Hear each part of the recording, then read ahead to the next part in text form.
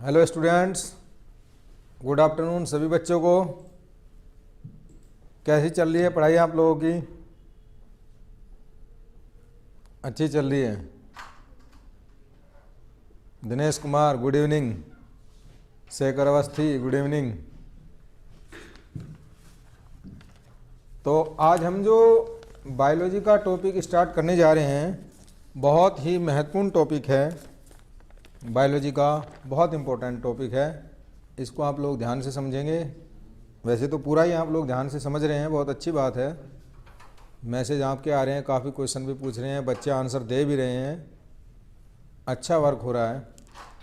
तो यहाँ पर आज हम स्टार्ट करने जा रहे हैं।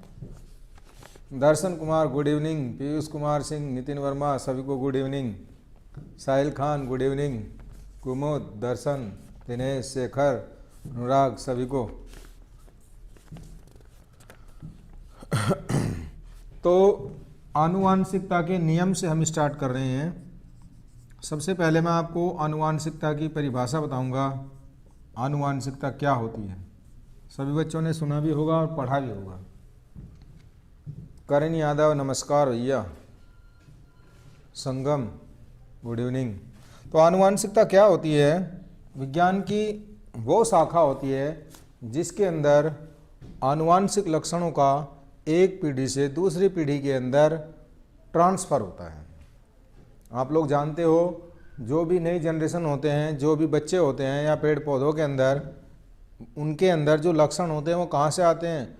अपने माता पिता के अंदर से आते हैं। हमारे अंदर जो लक्षण आते हैं वो कहाँ से आते हैं? हमारे माता पिता के अंदर से। तो ये लक्षण जो होते हैं पीढ़ी दर पीढ़ी चलते आ रहे हैं। हमारे माता पिता के अंदर, उनके माता पिता से, उनके माता पिता के अंदर, उनके माता पिता से, इस तरीके से सारे के सारे लक्षण जो हैं पीढ़ी दर पीढ़ी चलते आ रहे हैं। ठीक है। तो आनुवांशिकता क्या होगी? विज्ञान की वह शाखा होगी जिसमें लक्षणों का एक पीढ़ी से दूसरी पीढ़ी में ट्रांसफ़र होता है, और इसके अंतर्गत हम इन्हीं सब चीज़ों का अध्ययन करते हैं। विज्ञान की इस शाखा को क्या बोलते हैं? आनुवांशिकता। इसको सबसे पहले ग्रेगर जॉन मेंडल, साइंटिस्ट का नाम था, सभी बच्चों ने सुना होगा, ग्रेगर जॉन मेंडल ने अपने एक्सपेरिमेंट किए थे 1866 के अंदर। आनुवांशिकता के जो जनक हैं वो ग्रेगर जॉन मेंडल को माना जाता है, जी.जे. मेंडल। 1866 में इन्होंने अपने आनुवांशिकता के जो परीक्षण किए थे, जो एक्सपेरिमेंट किए थे, जो प्रैक्टिकल किए थे, वो मटर के पौधे के ऊपर किए थे। जो मीठा मटर का पौधा होता है मीठा मटर, जो मीठी मटर होती है, इसका जो साइंटिफिक नेम होता है पाइसम सेटाइवम होता है। सभी बच्चे जानते हैं, पाइसम सेटाइवम मटर को बोलते हैं। तो इस पौधे के ऊपर उन्होंने सबसे पहले अपने आनुवांशिकता के परीक्षण किए थे।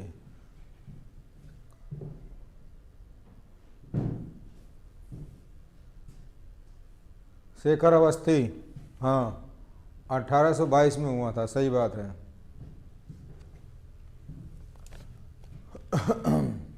अनुराग 1822 से 1884, हाँ सही बात है। तो और जो मानव की आनुवांशिकी है, इन्होंने अपने एक्सपेरिमेंट कहाँ किए थे? पौधे के ऊपर किए थे। मानव आनुवांशिकी के अंदर इसके जो फादर थे, इसके जो जनक थे, वो जनक गाल्टन थे, साइंटिस्ट गाल्टन। मानव आनुवांशिकी के, मानव के ऊपर जितने भी नियम दिए गए और जितने भी आनुवांशिकता के एक्सपेरिमेंट किए गए, वो सबसे पहले जॉन गाल्टन साइंटिस्ट ने किए थे। तो समझ गए आप लोग। अब मानव आनुवांशिकी का फ़ायदा क्या होता है? सबसे बड़ा फ़ायदा ये होता है कि आनुवांशिकता के आधार पर हम नई पीढ़ी के अंदर होने वाली बहुत सारी बीमारियों के बारे में, क्योंकि अगर किसी प्रकार जीन के अंदर कोई उत्परिवर्तन हो जाता है, कोई म्यूटेशन हो जाता है, नई बीमारी पैदा हो जाती है, तो उसका अध्ययन कर सकते हैं। जीन्स के द्वारा लक्षणों को पढ़ के या लक्षणों को समझ के हम ये देख सकते हैं कि कौन सी बीमारी हमारे अंदर हो गई या नहीं हुई, जो हमारे पेरेंट्स के अंदर थी या नहीं हो थी। इस तरीके से इन चीज़ों को समझा जा सकता है। तो आनुवंशिकता का हमारे अंदर जो कैरेक्टर्स होते हैं जो एक पीढ़ी से दूसरी पीढ़ी तक आनुवंशिक गुणों को लेके जाते हैं, उनको हम जीन्स बोलते हैं, जीन्स। और ये जीन्स कहाँ पे होते हैं?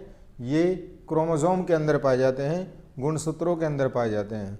और गुणसूत्र जो होता है कहाँ मिलता है? वो केंद्रक के अंदर मिलता है, न्यूक्लियस जो होता है, न्यूक्लियस के अंदर मिलता है। हाँ अनुराग, रिकॉर्ड रखा था, सही बात है।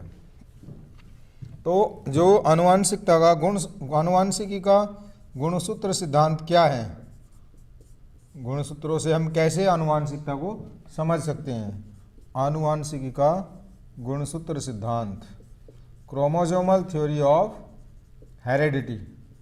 ये क्या होती है क्रोमोसोमल थ्योरी? सबसे पहले कोई भी लक्षण होता है हमारे अंदर, किसी भी पौधों के अंदर या इंसान के अंदर, हाँ, तो वो किसके द्वारा एक पीढ़ी से दूसरी पीढ़ी में ले जाया जाता है? वो जीनों के द्वारा, जीन्स के द्वारा लिया जाता है। और एक जोड़ी जो जीन्स होते हैं या कारक होते हैं, हर लक्षण के लिए एक जीन्स जो होता है, एक कारक जो होता है, एक फैक्टर जो होता है, वो जिम्मेदार होता है एक पीढ़ी से दूसरी पीढ़ी के अंदर ले जाने को। और जो जीन्स होते हैं वो कहाँ पर होते हैं? वो हमारे गुणसूत्र के ऊपर एक माला के रूप में लगे हुए होते हैं, पंक्तिबद्ध लगे हुए होते हैं।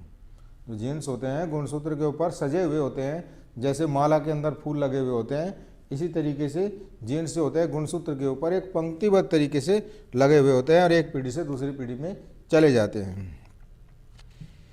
अब किसी जीव के अंदर जो लक्षणों का प्रदर्शन होता है वो किसके द्वारा होता है? जीन्स के द्वारा होता है। तो आधे जीन्स कहाँ से आते हैं? आधे जीन्स जो होते हैं मादा से आते हैं और आधे जीन्स जो होते हैं नर से आते हैं। दोनों के अर्धसूत्री विभाजन के समय दोनों के जीन्स जो होते हैं आपस में एक्सचेंज हो जाते हैं और वो लक्षणों को प्रदर्शित कर देते हैं। किसके अंदर? नई पीढ़ी के अंदर, जो नई संतति होती है, नए बच्चे होते हैं। शेखर अवस्थी, जीन क्या होता है सर, प्लीज़ बताएं। Gene, GENE, gene. ये जीन जो होती है आनुवांशिकी की इकाई होती है। शेखर, ये जो जीन होते हैं आनुवांशिकी की इकाई होती है, आनुवांशिकी की इकाई। जो हमारा जेनेटिक मटेरियल होता है वो कहाँ होता है? वो न्यूक्लियस के अंदर होता है। ये केंद्रक होता है और केंद्रक के अंदर क्या होते हैं? गुणसूत्र होते हैं। इस तरीके से धागे जैसी रचनाएं होती हैं, इनको हम बोलते हैं गुणसूत्र, क्रोमोसोम। सारी की सारी जो आनुवंशिकी सूचना होती है, जो आनुवंशिकी पूरी सूचना होती है वो कहाँ होती है? केंद्रक के अंदर, इन क्रोमोसोम के अंदर होती है। केंद्रक में पाए जाने वाले इन क्रोमोसोम के अंदर होती है। और जीन्स क्या होते हैं? इन क्रोमोसोम के ऊपर इस तरीके से बटन जैसी संरचना होती है जिसके अंदर सारी सूचना होती है कि दूसरी पीढ़ी के अंदर कौन से गुण ट्रांसफ़र होते हैं। सारी की सारी जो गुण होते हैं वो इन्हीं जीन के द्वारा ट्रांसफ़र होते हैं एक पीढ़ी से दूसरी पीढ़ी के अंदर। ठीक है शेखर? जीन ने सभी लक्षण का के रूप में होते हैं। कारक या जीन एक ही बात होती है, कोई डिफरेंस नहीं होता है इसके अंदर। मेंडल ने क्या शब्द दिया था? मेंडल ने लक्षणों को प्रदर्शित करने वाला जो शब्द दिया था कारक, और बाद वाले साइंटिस्टों ने इनको जीन बोल दिया। नाम एक ही है, नाम डिफरेंट है, लेकिन दोनों का काम एक ही है, प्रॉपर्टी है, बात वही है। उसको आप कारक भी बोल सकते हैं या जीन भी बोल सकते हैं। कुशगिरी, सही है बात? हाँ, जीवों में सब लक्षण जो होते हैं वो जीन्स के द्वारा ही प्रदर्शित होते हैं। ठीक है शेखर? अब इसके अंदर मेंडल के जो नियम थे, मेंडल ने क्या क्या नियम किए, उससे पहले आप देखो एक संकर क्रॉस क्या होता है। एक संकर क्रॉस और एक होता है द्विसंकर क्रॉस। एक संकर क्रॉस और द्विसंकर। एक संकर क्रॉस क्या होता है? अगर एक गुण को लेकर नर और मादा के बीच में क्रॉस कराया जाता है तो उसको हम बोलते हैं एक संकर क्रॉस। और द्विसंकर क्रॉस का मतलब होता है जब हम दो गुणों को लेके नर और मादा के बीच में क्रॉस कराते हैं तो उसको बोलते हैं द्विसंकर क्रॉस। तो यहाँ पर एक संकर क्रॉस के अंदर जैसे एक हमने लाल फूल ले लिया, लाल फूल का क्रॉस हम कराते हैं सफ़ेद फूल के अंदर, तो यहाँ पर क्या होता है, हमने एक गुण लिया है सिर्फ। कौन सा गुण लिया है? फूल का रंग लाल है और इधर वाले फूल का हमने लिया है सफ़ेद। तो इन दोनों के बीच में क्रॉस कराने से पहली पीढ़ी में संतान कैसी होगी, फिर उस पीढ़ी का स्वपरागण कराने से दूसरी पीढ़ी में संतान कैसी होगी, F1 जनरेशन कैसी आएगी और F2 जनरेशन कैसी आएगी। तो इसको बोलते हैं हम एक संकर क्रॉस। हमने यहाँ पर सिर्फ क्या लिया है, एक कैरेक्टर लिया है, एक कारक लिया है जो कि हमने क्रॉस कराया हुआ है। यहाँ पर यहाँ किस तरह का फूल बनेगा, हाँ अभी बता रहे हैं। द्विसंकर क्रॉस में क्या होता है, द्विसंकर क्रॉस में यहाँ पर थोड़ा सा गुलाबी रंग का बनेगा शेखर, ये जो फूल बनेगा ये गुलाबी रंग का बनेगा, क्योंकि इसके अंदर दो तरीके के लक्षण प्रकट होते हैं, एक प्रभावी लक्षण होता है, एक अप्रभावी लक्षण होता है। तो सफ़ेद रंग जो होता है ये तो अप्रभावी होता है, ये आपको दिखाई नहीं देगा, और जो लाल रंग होता है वो प्रभावी होता है। तो दोनों मिलके गुलाबी रंग का फूल बना देते हैं। मतलब लाल जो होता है प्रभावी होता है, जो दिख रहा है, और सफ़ेद हमें गुलाबी में दिखाई नहीं देता है, तो इसलिए ये क्या बन जाएगा, ये गुलाबी रंग का पौधा बन जाएगा। अब द्विसंकर क्रॉस के अंदर हमने दो गुण ले लिए हैं, दो लक्षण ले लिए हैं, दो लक्षणों को लेके हमने क्या कराया, क्रॉस कराया। कौन कौन से? पीले और गोल। देखो एक तो हमने ले लिया है पौधे का रंग पीला, और एक जो गोल आकृति का है पुष्प जो है, एक तो हाँ अनुराग, सही बात है। एक लक्षण प्रभाविता का नियम, दूसरा पृथक्करण का नियम, तीसरा स्वतंत्र अपवहन का नियम। अब मैं स्टेप बाय स्टेप आगे बताने जा रहा हूँ। एक तो उसका रंग ले लिया और एक इसकी संरचना ले ली कि वो गोल है कि झुर्रीदार है कि लंबा है कि छोटा है, और दूसरा हमने ले लिया यहाँ पर झुर्रीदार, हरे और झुर्रीदार ले लिया। तो क्या दो करैक्टर हमने कौन कौन सा ले लिया, एक तो रंग ले लिया है, इधर क्या हो गया, पीला रंग हो गया और हरा रंग हो गया, और दूसरा ले लिया उनकी शेप, उनकी संरचना, गोल हो गया कि झुर्रीदार हो गया। इस तरीके से हम दो करैक्टर्स की क्रॉस करा रहे हैं। तो इसको जो पीला है उसको हमने कैपिटल वाई से रिप्रेजेंट किया है, और आर को राउंड, आर फॉर राउंड, इसको हमने क्या किया है, कैपिटल आर से प्रेजेंट किया है। कैपिटल वाई येलो पीले को प्रेजेंट करता है, और जो गोल होता है वो राउंड कैपिटल आर को प्रेजेंट करता है, और हरे रंग के लिए स्मॉल वाई ले लिया है, और झुर्रीदार के लिए स्मॉल आर ले लिया है। तो ये जो दोनों कैरेक्टर्स हैं ये तो प्रभावी रहते हैं। प्रभावी का मतलब होता है ये अपने लक्षणों को F1 पीढ़ी के अंदर प्रदर्शित कर देते हैं, और ये जो दोनों रहते हैं ये अप्रभावी रहते हैं। ये क्या करते हैं, अपने लक्षणों को F1 पीढ़ी के अंदर प्रदर्शित नहीं कर पाते हैं, क्योंकि प्रभावी इनके ऊपर डोमिनेंट हो जाता है, इनके ऊपर हावी हो जाता है। ये अपने लक्षणों को प्रदर्शित कर देगा और ये अपने लक्षणों को प्रदर्शित नहीं कर पाएगा। लेकिन बाद में जब इनका स्वपरागण कराते हैं तो गैमीट जो होते हैं वो सब बिखर जाते हैं, सारे लक्षण जो होते हैं एक निश्चित अनुपात में अलग अलग दिखाई दे जाते हैं। तो इस तरीके से एक संकर क्रॉस भी आप बना सकते हैं, द्विसंकर क्रॉस बना सकते हैं, और दोनों के क्रॉस कराने पर F1 पीढ़ी में किस तरीके का कौन सा मिलेगा, ये सारी चीज़ें अभी आगे मैं डिस्कस करने जा रहा हूँ। तो मेंडल के जो नियम थे, जो कि अनुराग ने बताए हैं, अभी 3 प्रकार के नियम थे, प्रभाविता का नियम, पृथक्करण का नियम और स्वतंत्र अपव्यय का नियम। ठीक है, इनको एक एक करके कर रहे हैं, धीरे धीरे स्टेप बाय स्टेप डिस्कस कर रहे हैं। इतनी बेसिक बातें तो आपको क्लियर हैं।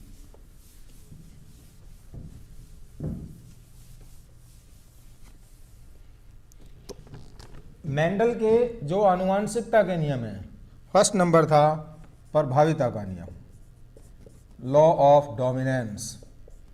बहुत इंपॉर्टेंट क्वेश्चन है मेंडल का पूरा लॉन्ग क्वेश्चन भी आ सकता है और बीच बीच में से शॉर्ट क्वेश्चन भी आते ही हैं, हर साल आते हैं। प्रभाविता का नियम क्या होता है, स्वतंत्र अपव्यय का नियम क्या होता है, इस तरीके से कौन कौन से इनके नियम होते हैं। तो फर्स्ट नंबर पे प्रभाविता के नियम का क्या मतलब क्या होता है, जब हम एक संकर क्रॉस कराते हैं या द्विसंकर क्रॉस कराते हैं तो वहाँ पर क्या होता है, दोनों प्रथम पीढ़ी के अंदर जो F1 पीढ़ी के अंदर होते हैं, जो गैमीट होते हैं, जो प्रभावी गैमीट होते हैं, जो प्रभावी जीन होता है, वो अपने लक्षणों को तो प्रदर्शित कर देता है, लेकिन दूसरा जो अप्रभावी होता है वो अपने लक्षणों को प्रदर्शित नहीं कर पाता है। इस नियम को बोलते हैं प्रभाविता का नियम, लॉ ऑफ डोमिनेंस। ठीक है, जैसे यहाँ पर हमने शुद्ध लंबे पौधे ले लेते हैं जो कि बिल्कुल एकदम लंबे हैं। शुद्ध लंबे पौधों का क्रॉस कराया हमने शुद्ध बौने पौधों के साथ, शुद्ध बौने पौधों। तो यहाँ पर क्या करा हमने, how to law of characters and dominance, हाँ रोहन, डोमिनेंस का, प्रभाविता का नियम। तो शुद्ध बौने पौधों को जो हमने कैरेक्टर्स दिया है, इसका जो जीन का रिप्रेजेंटेशन है उसको हमने कैपिटल टी और कैपिटल टी से रिप्रेजेंट किया है। कैपिटल टी मतलब टॉल, इसके अंदर दोनों जीन जो हैं वो कैपिटल टी हैं। और शुद्ध बौने पौधों को हमने स्मॉल टी लिया है। शुद्ध लंबों को हमने कैपिटल टी ले लिया और शुद्ध बौने पौधों को स्मॉल टी ले लिया। जब हमने क्रॉस कराया दोनों में तो इसमें से कैपिटल टी और इसमें से स्मॉल टी दोनों मिल गई। ये हमारा क्या हो गया, F1 पीढ़ी हो गई। अब यहाँ पर क्या हो गया, ये हाइब्रिड हो गया, ये संकर है। ये तो शुद्ध है, ये भी शुद्ध है, ये प्योर लंबा है, ये प्योर बौना है। दोनों का क्रॉस करा दिया तो क्या मिल गया, एक कैरेक्टर उसमें लंबे वाला आ गया और एक कैरेक्टर उसमें बौने वाला आ गया। तो ये कैपिटल टी जो है ये प्रभावी है और जो स्मॉल टी है ये अप्रभावी है। और यहाँ पर जीन के हिसाब से अगर देखा जाए, जीन के हिसाब से तो हमें दोनों दिखाई दे रहे हैं। आपको कैपिटल टी भी दिखाई दे रहा है और स्मॉल टी भी दिखाई दे रहा है, लेकिन जब लक्षणों के हिसाब से देखेंगे तो आपको सिर्फ लंबा पौधा दिखाई देगा, आपको बौना पौधा एक भी नहीं दिखाई देगा। हाँ, सब लंबे पौधे ही बनेंगे, छोटे पौधे दब जाएंगे। शेखर, बिल्कुल सही बात है। इसी नियम को बोलते हैं प्रभाविता का नियम। क्यों प्रभाविता का नियम, क्योंकि कैपिटल टी जो है वो स्मॉल टी के ऊपर प्रभावी है, इसलिए इसको हमने प्रभाविता का नियम बोल दिया। जीन के हिसाब से आपको दोनों टी दिख रहे हैं, कैपिटल भी दिख रहा है, स्मॉल भी दिख रहा है, और लेकिन जो प्रभावी लक्षण जो होता है वो कौन सा दिखाई देगा, वो हमें सिर्फ ये दिखाई देगा लंबा। F1 पीढ़ी के अंदर हमें लंबे दिखाई देंगे, लेकिन ये इसका जो जीन हो गया वो क्या हो गया, वो संकर है। हाँ, राशि, कैपिटल टी स्मॉल टी, सही बात है। अनुराग, सभी लंबे पौधे रहेंगे। रोहन, बिल्कुल सही बात है। ठीक है, F1 पीढ़ी के अंदर आ गए। तो ये प्रथम नियम हो गया प्रभाविता का नियम। अब हम दूसरा नियम देखेंगे। दूसरा नियम क्या है, लक्षणों के पृथक्करण का नियम। अब कुछ अगली पीढ़ी में जो F2 पीढ़ी आएगी उसके अंदर ये जो लक्षण होते हैं ये पृथक पृथक हो जाते हैं। पृथक पृथक होने का मतलब होता है प्रभावी लक्षण भी हमें दिखाई देंगे और जो अप्रभावी हैं वो भी दिखाई देंगे, दोनों दिखाई देंगे। F1 पीढ़ी के अंदर तो सिर्फ हमें क्या दिखाई दिया, प्रभावी दिखाई दिया, अप्रभावी दिखाई नहीं दिया। लेकिन F2 पीढ़ी के अंदर हमें प्रभावी भी दिखाई देगा और अप्रभावी भी दिखाई देगा। मेंडल ने अपना प्रयोग का लिए मटर का, हाँ हर्ष, बिल्कुल सही बात है। मेंडल ने अपना प्रयोग के लिए मटर का पौधा लिया था। क्यों लिया था, इसका नाम बॉटनिकल नेम जानते हो इसका, पाइसम सटाइवम। तो मटर का पौधा इसलिए लिया था क्योंकि एक तो ये आसानी से उपलब्ध हो जाता है, एक बहुत जल्दी फल दे देता है और छोटा होता है। इसके ऊपर परीक्षण जो किए गए वो थोड़ा आसानी से हो जा रहे थे, तो बहुत ज़्यादा लंबा पौधा भी नहीं इस्तेमाल कर सकते थे। तो यहाँ पर पृथक्करण का नियम क्या है, अब आप पृथक्करण का नियम देख लो। पृथक्करण का लॉ ऑफ सेग्रीगेशन, लक्षणों के पृथक्करण का नियम। तो इसमें क्या होता है, जो हमने लंबा पौधा ले लिया capital T small T F2 पीढ़ी में, जब F1 पीढ़ी में कैपिटल टी स्मॉल टी और कैपिटल टी स्मॉल टी ले लिया, इनका क्रॉस कराया गया, क्योंकि F1 पीढ़ी में क्या हो रहा है, कैपिटल टी और स्मॉल टी हो रहा है। तो जो अगली पीढ़ी आएगी उसके अंदर कौन कौन से पौधे होते हैं, एक तो प्योर लंबा पौधा आएगा, दूसरा आएगा लंबा, और तीसरा भी लंबा आएगा, और चौथा जो आएगा वो बौना आएगा। ये F2 पीढ़ी हो जाएगी। और ये जो दोनों लंबे होंगे ये संकर होंगे, और ये जो लंबा होगा ये शुद्ध होगा, प्योर लंबा होगा। यहाँ पर प्योर लंबा हो जाएगा, ये 25% रहेगा। ये संकर लंबे जो रहेंगे ये 50% रहेंगे और ये भी क्या रहेगा 25% शुद्ध बौने रहेंगे। मतलब इनका जो जीनोटाइप हो जाएगा वो जीनोटाइप क्या होगा, जीनोटाइप समझ रहे हैं आप लोग। जीनोटाइप का मतलब जो हमने जीन का प्रदर्शन किया है। शुद्ध लंबा क्या रहेगा, कैपिटल टी रहेगा, इसके अंदर दोनों कैपिटल टी हैं। ये संकर हो जाएंगे तो यहाँ कैपिटल टी स्मॉल टी हो जाएगा, यहाँ भी कैपिटल टी स्मॉल टी हो जाएगा और यहाँ स्मॉल टी हो जाएगा। तो ये तो शुद्ध बोना हो गया, इसके अंदर दोनों कैरेक्टर क्या है, स्मॉल टी हैं। ये क्या हो गए, संकर हो गए लंबे, कैपिटल टी भी आ गया स्मॉल टी भी आ गया, कैपिटल टी भी आ गया स्मॉल टी भी आ गया। कैपिटल टी प्रभावी है, स्मॉल टी है प्रभावी है, इसलिए ये क्या है, ये लंबे दिखाई देंगे। और यहाँ पर दोनों कैपिटल टी हैं, ये शुद्ध लंबे रहेंगे।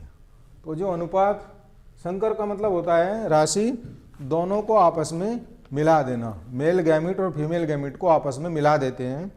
जब जाइगोट बनता है तो उसमें क्या होता है, मादा का अंडाणु और जो नर का शुक्राणु आपस में मिलते हैं, उससे क्या बनता है, भ्रूण बन जाता है, उसको संकरण बोलते हैं। दोनों को आपस में मिला देना, नर गैमिट को और मादा गैमिट को आपस में मिला देते हैं तो वो उसको संकर बोलते हैं। हर्ष मेंडल का पूरा नाम मैंने बताया था, Gregor John Mendel, Gregor John Mendel,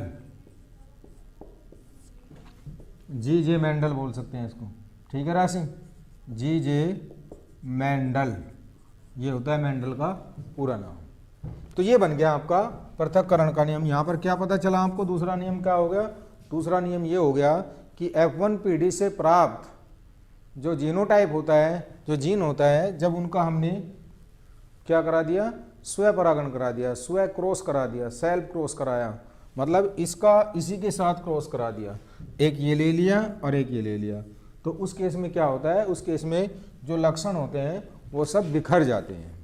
अब यहाँ ये नहीं रहेगा कि भाई यहाँ पे प्रभावी दिखाई देगा, यहाँ पे अप्रभावी वाले भी दिखाई दे रहे हैं, यहाँ पे आपको बोना पौधा भी दिखाई देगा। इसी को बोलते हैं पृथक्करण का नियम। मतलब गैमीट जो हैं आपके जो जीन्स हैं वो क्या हो गए हैं, पृथक हो चुके हैं। तो यहाँ पर सारी चीज़ें दिखाई दे रही हैं।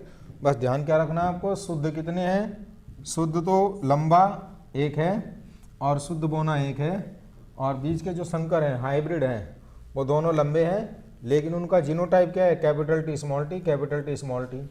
और यहाँ पर क्या है, कैपिटल टी और स्मॉल टी।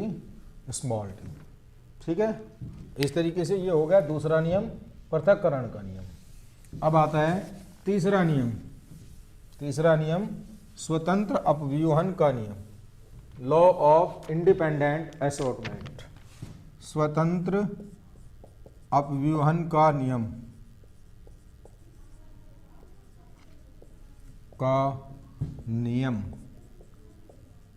स्वतंत्र रूप से फैलना, इसको बोलते हैं स्वतंत्र अपव्यूहन का नियम। मेंडल का तीसरा नियम है। इसके अनुसार क्या है, इसके अनुसार देखो आप, यहाँ पर दो लक्षणों को हम एक साथ ले लेते हैं। दो लक्षणों वाला मैं एग्जाम्पल दे रहा हूँ, सभी लोग ध्यान से समझेंगे, बहुत इंपॉर्टेंट है।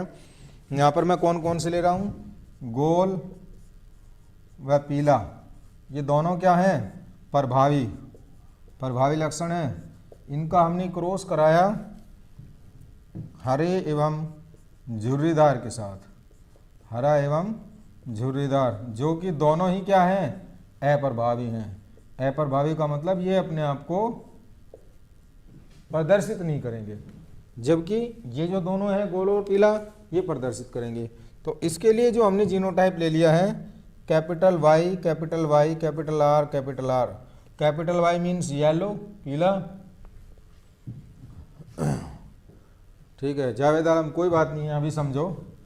येलो कैपिटल वाई और गोल R for round, capital Y for yellow पीला हो गया, और R for capital R for round हो गया।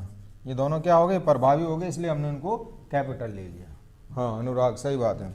और यहाँ पर क्या करा हमने, इनको स्मॉल ले लिया, स्मॉल वाई और स्मॉल वाई। स्मॉल छोटे हैं, अपने आप को प्रभावी नहीं कर पाएंगे, इतना आपको ध्यान रखना है। अब जब F1 पीढ़ी आएगी, F1 पीढ़ी के अंदर क्या होगा, F1 पीढ़ी के अंदर कैपिटल आर बनेगा, स्मॉल आर बनेगा, कैपिटल वाई बनेगा और स्मॉल वाई बनेगा। समझ रहे हो बात?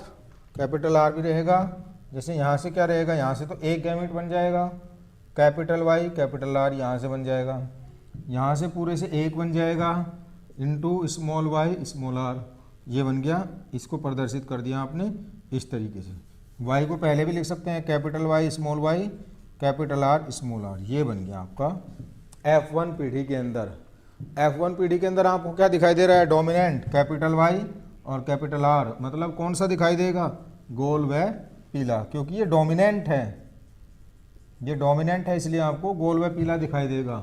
इसके अंदर स्मॉल वाई स्मॉल आर भी है, लेकिन ये चीज़ें आपको दिखाई नहीं देगी। जीन्स के अंदर जरूर है small Y small R capital R, लेकिन आपको दिखाई क्या देगा, आपको दिखाई गोल व पीला दिखाई देगा, आपको झरा एवं झुर्रीदार नहीं दिखाई देगा, क्योंकि ये क्या है, F1 पीढ़ी है। F1 पीढ़ी में कौन दिखाई देता है, जो प्रभावी होता है, अप्रभावी दिखाई नहीं देता है। अब इसके बाद हमने क्या करा, इनका इस F1 पीढ़ी में क्रॉस करा दिया इसी के साथ, इसका एक ये ले लिया और इसी का दूसरा ले लिया, दोनों के बीच क्रॉस करा दिया। तो उसमें आपको पूरी टेबल बनानी है, सभी बच्चे ध्यान देंगे पूरी टेबल के अंदर कैसे हम इसको पूरी टेबल को बनाते हैं। इस तरीके से ये पूरी टेबल बन जाएगी आपकी, बहुत आसान है, अगर आपने इसको समझ लिया तो रटने की चीज़ें नहीं है, समझने की चीज़ें हैं। 3 और ये आपका 4 नंबर बन गया। तो इसमें से आपको कौन कौन से गैमेट मिल रहे हैं, यहाँ से क्रॉस करने से क्या मतलब है, शिखा तिवारी, क्रॉस करने का मतलब होता है आपस में इनको मिला देना। जो नर गैमेट होता है, एक तो मेल गैमेट होता है एक फीमेल होता है, दोनों को आपस में मिला दोगे तो क्या बन जाएगा, अगली पीढ़ी तैयार हो जाएगी, उसको हम क्रॉस बोलते हैं, आपस में मिला देना। ठीक है शिखा? झुर्रीदार का मतलब साहिल, जो झुर्रीदार होता है ना, झुर्रियाँ से पड़ी होती है, मतलब सिकुड़ा हुआ होता है। झुर्रीदार का मतलब होता है सिकुड़ा हुआ। एक तो हो गया गोल हो गया बिल्कुल, ये पौधा ये गोल हो गया एकदम, और जो झुर्रीदार होगा मतलब जिसके ऊपर इस तरीके से सिकुड़ा हुआ होता है, ऐसे सिकुड़ा हुआ होता है, इसको बोलते हैं झुर्रीदार। ये गोल हो गया, ये प्रभावी है, और ये झुर्रीदार इस तरीके से सिकुड़ा हुआ होता है। ठीक है? अब इसमें आपको कैसे बनाना है, यहाँ पर आपको इससे 4 मिलेंगे, capital Y small R, capital Y small R के साथ, कैपिटल आर के साथ जुड़ जाएगा, कैपिटल वाई स्मॉल आर के साथ जुड़ जाएगा, कैपिटल वाई स्मॉल आर, और ये small Y capital R, small Y capital R, और स्मॉल वाई स्मॉल आर। इस तरीके से आपने ये गैमेट बना लिया। इसी तरीके से चारों गैमेट यहाँ लिख लेंगे, capital Y capital R, capital Y small R, small Y capital R, और स्मॉल वाई स्मॉल आर। इस तरीके से टेबल आपकी तैयार हो जाएगी। अब आपको क्या करना है, इसका इन चारों के साथ क्रॉस करा दो, यहाँ सब लिख दो, इसका इन चारों के साथ क्रॉस करा दो, दूसरी लाइन में लिख दो, इसकी लाइन में इसका इन चारों के साथ क्रॉस करा के यहाँ पे लिख दो, और इसका इन चारों के साथ क्रॉस करा के यहाँ पे लिख दो। उसी के हिसाब से आपके जो है पौधे के लक्षण दिखाई देते चले जाएंगे आपके। तो ये क्या हो गया, capital Y R, capital Y R. तो इसके अंदर दो सारे क्या हो गए, प्रभावी आ गए। तो ये कौन सा बन जाएगा, पीला बन जाएगा और गोल बन जाएगा। ठीक है? अब इसका इसके साथ करा दो, small Y capital Y small R, और कैपिटल वाई कैपिटल आर। तो इसके अंदर कौन कौन सा दिख रहा है, कैपिटल वाई दिख रहा है और कैपिटल आर दिख रहा है। ये दोनों प्रभावी हैं। ये भी कैसा हो जाएगा, गोल एवं पीला हो जाएगा। अब इसका small Y capital R, capital Y capital R, इसमें भी कैपिटल वाई कैपिटल आर आ रहा है। तो ये भी क्या हो जाएगा, शेखर अवस्थी। हाँ, दोबारा समझो, हम क्या कर रहे हैं, यहाँ पर 2 लक्षण ले रहे हैं, गोल पीला ले रहे हैं, हरा झुर्रीदार ले रहे हैं। गोल पीले के लिए जीन्स ये है और हरे झुर्रीदार के लिए जीन्स ये है। जब इन दोनों का क्रॉस करा दिया तो पहली पीढ़ी में क्या आ गया, capital Y small R capital R, इस तरीके से आ गया। ये F1 पीढ़ी आ गई, लेकिन दिखाई क्या दे रहा है, गोल व पीला। अब इसका capital Y small Y capital R small R का इसी के साथ यहाँ पे दूसरा भी हमने क्या ले लिया, capital Y small Y capital R small R. Cross किसके साथ करा रहे हैं,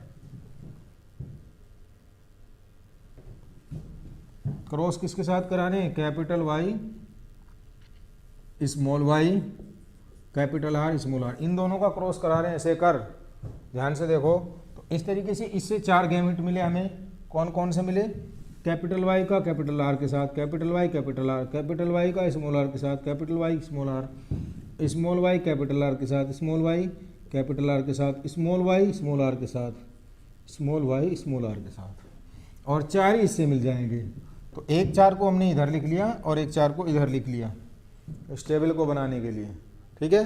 तो इसका इन चारों के साथ मल्टीप्लाई करेंगे तो यहाँ लिखते चले जाएंगे। तो यहाँ पर क्या हो गया, स्मॉल वाई स्मॉल आर और कैपिटल वाई कैपिटल आर।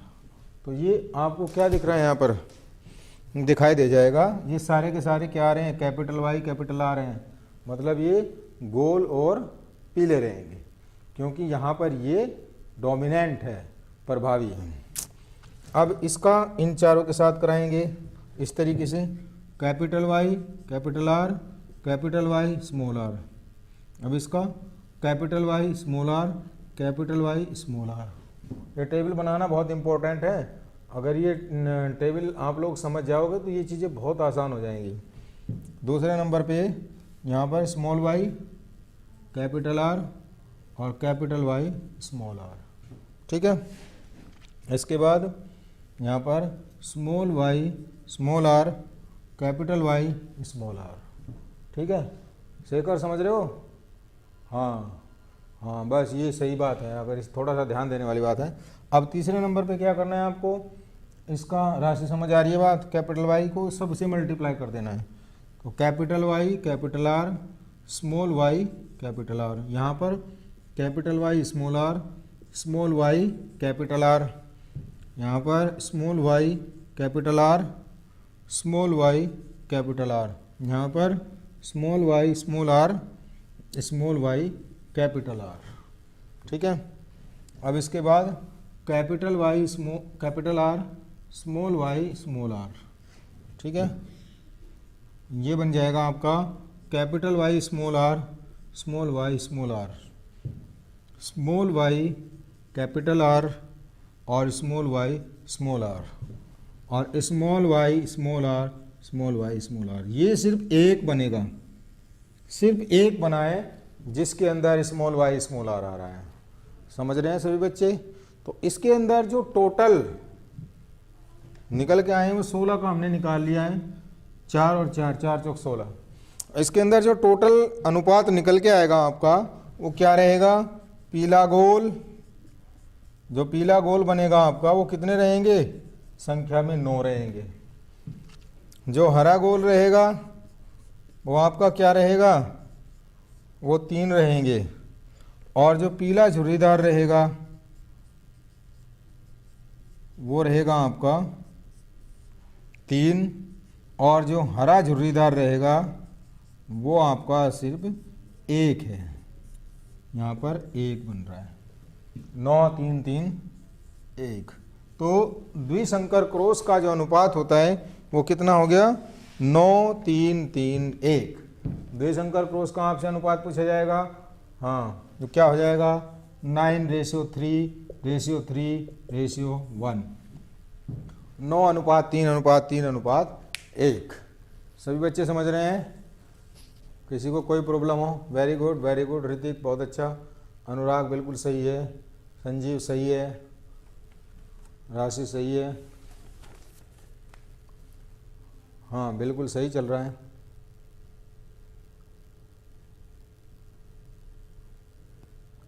इसमें किसी को कोई प्रॉब्लम नहीं होनी चाहिए, बहुत आसान सी टेबल है।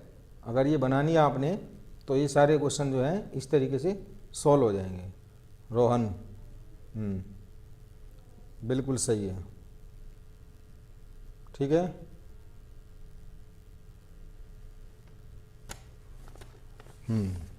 तो क्वेश्चन आपसे कैसे पूछा जाएगा, या तो सब्जेक्टिव क्वेश्चन आएगा, मेंडल के नियमों के बारे में व्याख्या कीजिए बताइए, या फिर आपका इस तरीके से पूछा जाएगा स्वतंत्र अपघटन का नियम क्या होता है, द्विसंकर क्रॉस के लिए सारणी बनाइए, या द्विसंकर क्रॉस का अनुपात क्या होता है, इसमें से प्रभावी जीन कौन सा होता है, अप्रभावी जीन कौन सा होता है, गोल व पीला प्रभावी होता है अप्रभावी होता है, हरा एवं झुर्रीदार प्रभावी होता है या अप्रभावी होता है।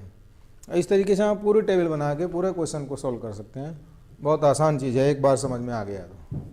ठीक है, वेरी गुड। सभी बच्चों का, संजीव, नितिन, दर्शन, राशि, गुड, क्लियर है ये बात।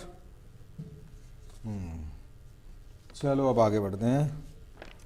इसके अंदर अब कुछ क्वेश्चन जो होते हैं, कंपैरेटिव स्टडी आती है, तुलनात्मक अध्ययन आता है। तुलनात्मक अध्ययन के अंदर क्वेश्चन आपसे पूछा जा सकता है 2 नंबर में,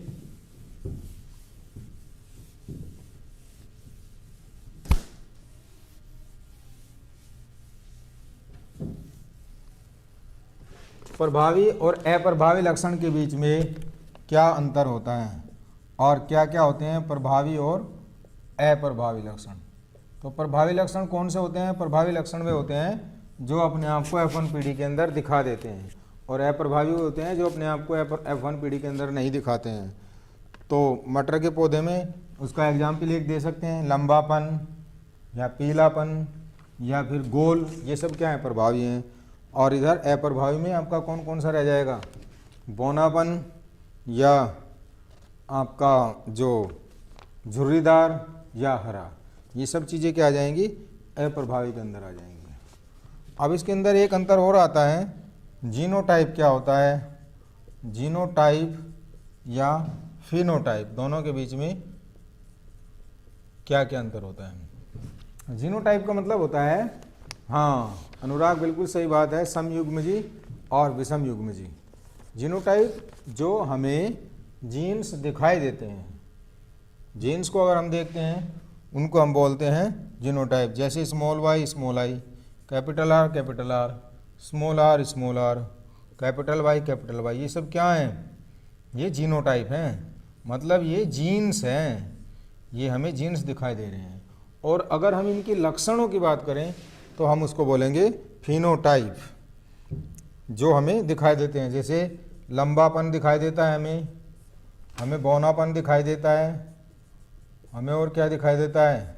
गोल दिखाई देता है, झुर्रीदार लक्षण दिखाई देते हैं। ये सारे क्या होते हैं? ये फिनोटाइप के अंदर आ जाते हैं। ठीक है, आलोक सिंह पढ़ाए, बहुत अच्छी बात है, गुड। अब आता है समयुग्मजी और विषमयुग्मजी। समयुग्मजी और विषमयुग्मजी, अनुराग ने बताया होमोजाइगस और हेट्रोजाइगस। समयुग्मज और विषम युग्मजी, क्या होता है होमोजाइगस और क्या होता है हेट्रोजाइगस? समयुग्मजी और विषमयुग्मजी। जब समयुग्मजी का मतलब होता है जब आपके जीन के अंदर दोनों कारक एक जैसे होते हैं, उसको आप बोलेंगे समयुग्मजी। जैसे स्मॉल वाई दोनों एक जैसे हैं, कैपिटल वाई दोनों एक जैसे हैं, स्मॉल आर दोनों एक जैसे हैं, कैपिटल आर दोनों एक जैसे हैं।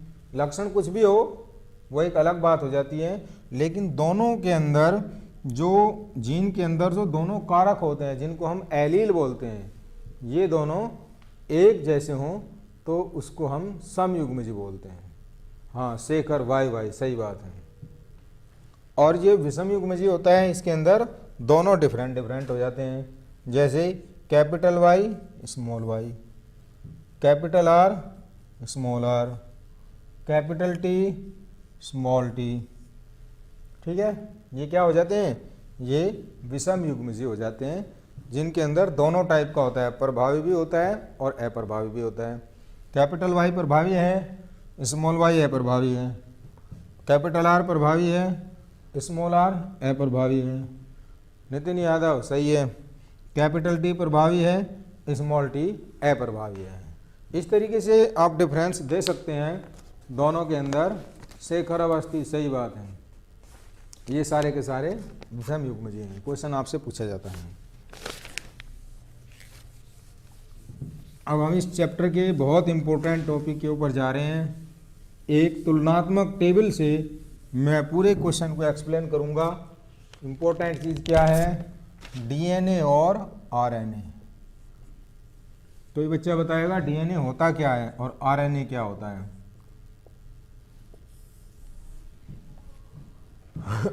डीएनए का फुल फॉर्म क्या होता है और आरएनए का फुल फॉर्म क्या होता है।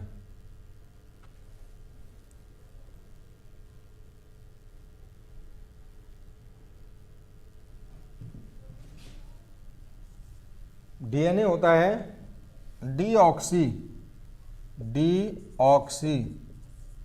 राइबो न्यूक्लिक एसिड और आरएनए होता है राइबो न्यूक्लिक एसिड। इसके अंदर डी नहीं होता है, ये होता है राइबो न्यूक्लिक एसिड।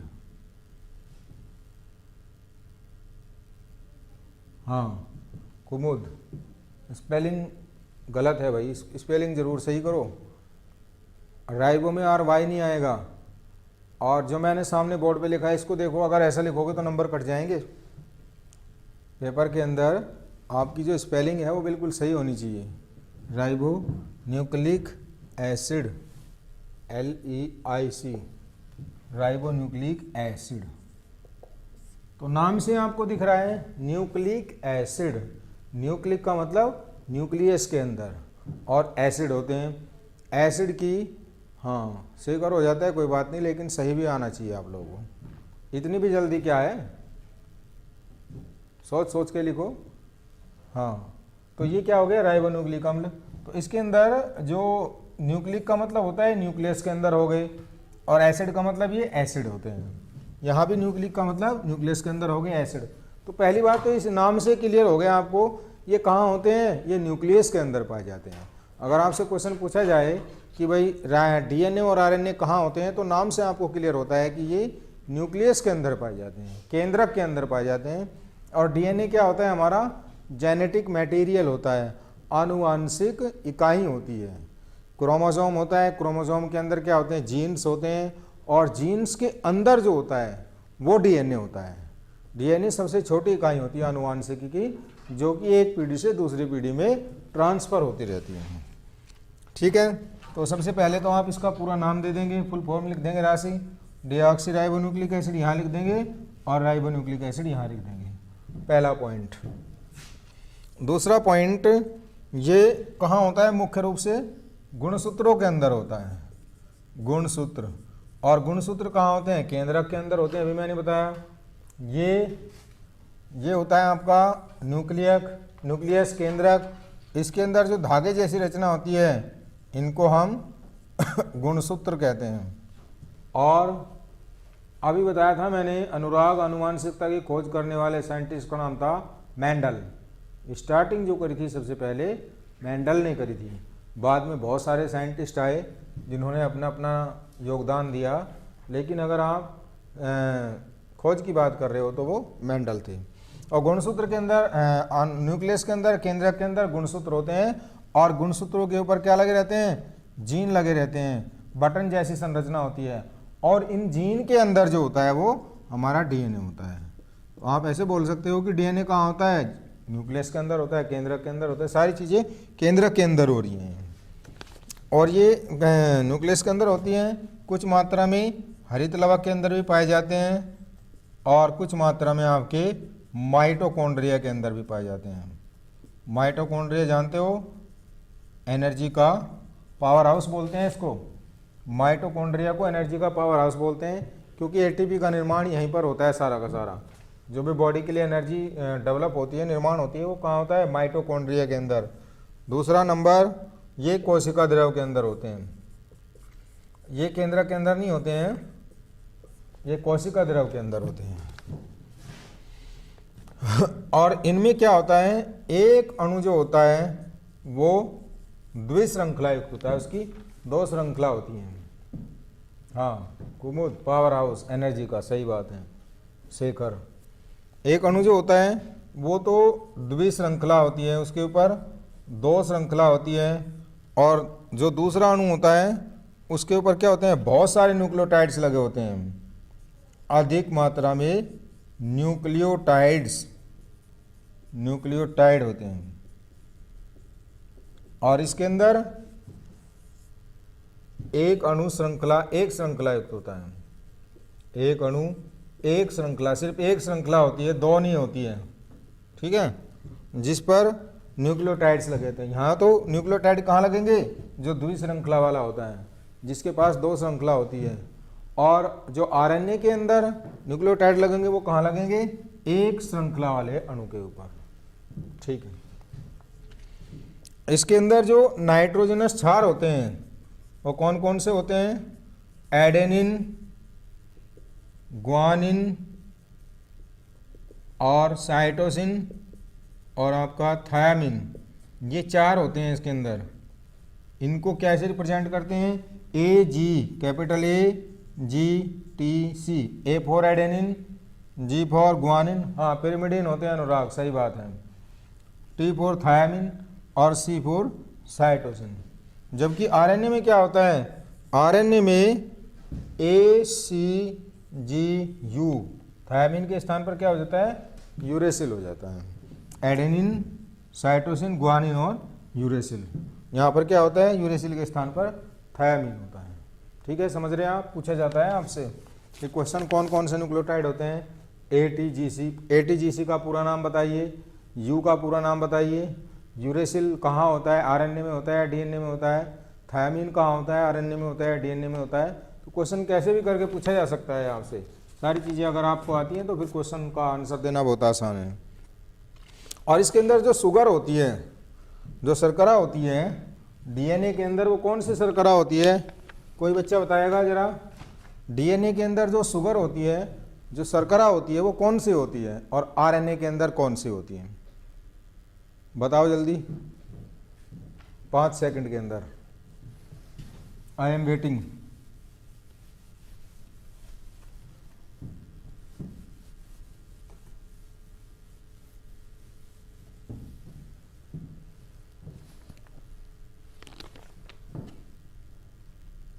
जो शर्करा होती है, शुगर होती है, डीएनए में कौन सी होती है और आरएनए में कौन सी होती है, इनके नाम में ही लिखा हुआ नाम है। डीएनए के अंदर जो शुगर होती है इसके नाम के अंदर ही है, और आरएनए के अंदर भी जो शुगर होती है इसके नाम के अंदर ही है। डीएनए में होती है डीऑक्सीराइबोज, डीऑक्सीराइबोज, ये शुरू में नाम जो है डीऑक्सीराइबोज, ये क्या होती है, ये शुगर होती है डीएनए की। आता है क्वेश्चन इंपॉर्टेंट, कौन सी शुगर होती है अनुराग, सही बात है। आरएनए की बताओ, आरएनए की कौन सी होती है, नाम से पता चल रहा है राइबोज, इसके अंदर राइबोज शुगर होती है, शर्करा होती है।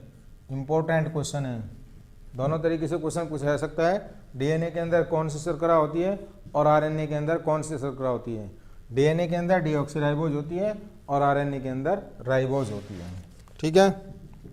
और ये जो होता है डीएनए, जानते हो आप लोग, क्या जानते हैं, ये आनुवांशिक पदार्थ होता है।